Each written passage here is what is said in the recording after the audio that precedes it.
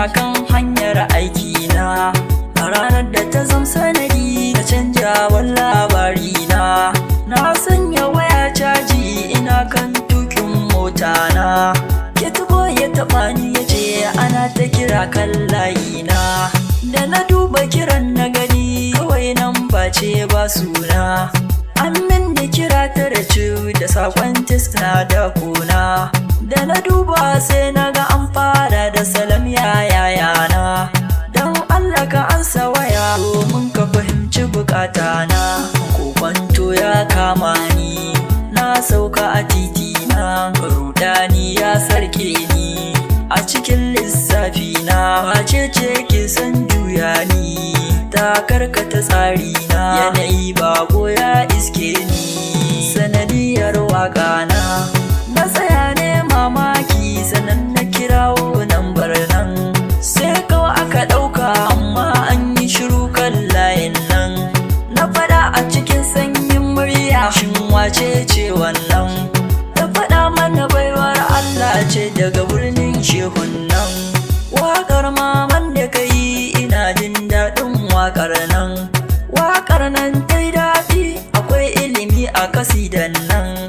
Sannan ta daɗa ta faɗa don Allah ka sai bin nambar nan, kuma har in ba matsala in dinga kirawo layin nan.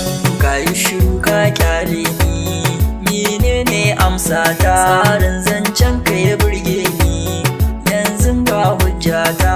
Ni ma don Allah ka wake ni, za ka yi mana waƙa ta. Muryar ka kaɗai ke casa ni, zan so saurarar ta. Ta faɗa mana cewa kwanan nan da bikin wata ƙanwarta, za su yi taro sosai can Sokoto shine tushenta. Waƙar aure ta bukata umma su kundi bukatar ta, sannan in zo in mawaƙar a walimar ƙanwarta. Ta ce mana sunanta ummi ta koko kuce auta, ta ce mini in zan zo mata tare da waƙar ta. Daga nan ta tsaya da bayani ni ko ina saurarar ta. In kai gwauro da mari na tsorata jin labarinta, in je ko in kyale ta ban san me zane ba. Yaya zan da bukatar ta, ba zan ce a'a ba. Har Sokoto can zan iske ta, sai dai ban shirya ba. Zane mata ko dan kishinta da ta mun bata boye ba. Daga nan muka fara waya kullum ba fasawa, har in ta kira ni waya ta ji busy ba ta jurewa. Sati uku bayan an yi hakan hidima suka farawa, kuma waƙoƙin da ta ban in yi masu na gama rerawa. Ta saka mana ranar yin tafiya Asabar ban mantawa. Muka tashi da sassafe sannan muka hau kan shiryawa, karfe 9 mun ida muka doshi tasha dan haurawa.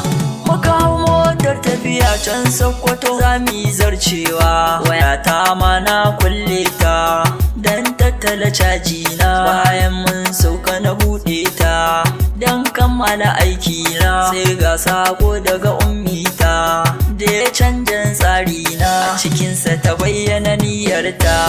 Ku biyo labari na. Next, Bashir Don.